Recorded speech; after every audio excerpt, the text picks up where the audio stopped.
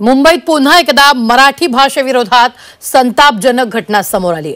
Ticket मागताना Marathi बोलल्यानं ticket देणाऱ्या कर्मचाऱ्यानं मराठी प्रवाशाशी वाद घातलाय। तसंच हिंदीतच बोला अशी जबरदस्ती केली आहे। काय आहे एकूण प्रकरण पाहूयात। भाषा बोलू नकोस तू। आपसे क्या बोला था? काय बोलला? काय बोललास तू?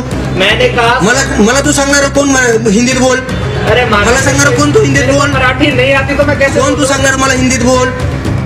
मराठी भाषेला अभिजात दर्जा मिळाला असला तरी मुंबईत मराठी भाषेला सातत्यानं सापत्न भावाची वागणूक दिली जाते। विशेषतः मध्य रेल्वेला मराठीचं वावडं आहे का असा सवाल विचारला जाऊ लागलाय।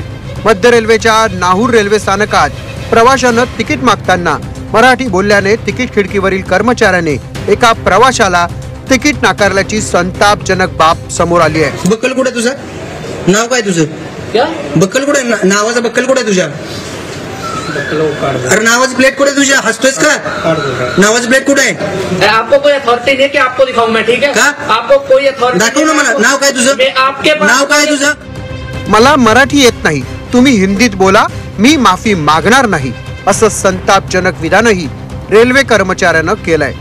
मला मराठी येत नाही असं म्हणत हिंदीत बोलण्याची जबरदस्ती बुकिंग क्लर्कनं प्रवाशावर केल्याने मराठी माणसाचा राग अनावर झाला आणि त्यानं संपूर्ण घटनाक्रम मोबाईलवर रेकॉर्ड केलाय। माफी माग माझी तू सांगणार कोण मला हिंदी बोल म्हणून? तू तशी बोलला नाहीस, तू रिक्वेस्ट केली नाहीस, तू रिक्वेस्ट केली नाहीस तू। आणि तू मराठीत राहतोस ना, मराठी पाहिजे तुला, यायला पाहिजे, लक्षात ठेव, कळलं ना? जास्त या घटनेनंतर प्रवाशानं रेल्वे प्रशासनाकडे रेल्वे कर्मचाऱ्याविरोधात लेखी तक्रार दाखल केली आहे। संपूर्ण घटनेचा व्हिडिओ मराठी एकीकरण समितीने त्यांच्या सोशल साइट्सवर पोस्ट केलाय। खरं तर मुळात या महाराष्ट्रामध्ये मराठी माणसाची आणि मराठी भाषेची दरवेळी गळचेपी होणं हा दुर्दैवी प्रकार आहे आणि मराठी एकीकरण समितीच्या मार्फत आम्ही याचा निषेध करतो। पण मराठी एकीकरण समिती असे किती ठिकाणी जाऊन आंदोलन करणार आहे किंवा किती ठिकाणी जाब विचारणार आहे? सरकारने यावरती ठोस पर्याय काढावा आणि हा भाषिक कलह, प्रांतिक कलह थांबवा। केंद्र सरकारच्या कार्यालयांमधील कर्मचाऱ्यांना त्यांची नियुक्ती असलेल्या राज्यातील भाषा शिकणं हे बंधनकारक असतं। बँका, रेल्वे आणि इतर केंद्र सरकारच्या कर्मचाऱ्यांसाठी त्यांना परराज्यातील भाषा शिकावी लागते। महाराष्ट्रात मात्र या नियमाची खुलेआमपणे पायमल्ली करून मराठी भाषेचा सातत्यानं अपमान करण्यात येतो।